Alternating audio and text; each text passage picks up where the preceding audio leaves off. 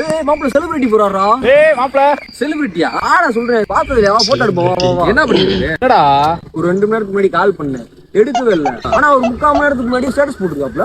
டேய் அது அப்பவே போட்டேன்டா, நெட் ஆன் பண்ணாம விட்டேன்டா. எடுத்துறா. அப்ப யாரு புரியலையே. டேய் 2 மணி நேரத்துக்கு முன்னாடி உனக்கு கால் பண்றேன், நீ எடுக்கல.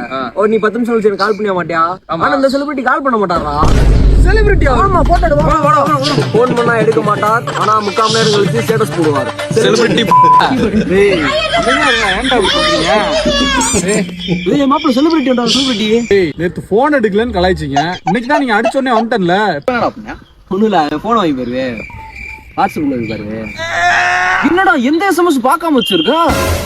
பார்க்காம மாட்டாரு, எதுக்கு ரிப்ளை பண்ண மாட்டாரு. பேசி முடிச்சதுக்கு அப்புறம் போட்டிருப்பாங்க, அந்த இதை நான் விட்டுருப்பேன்டா. 2 வருஷம் அப்படியே தான் இருக்கும். செலிபிரிட்டியா?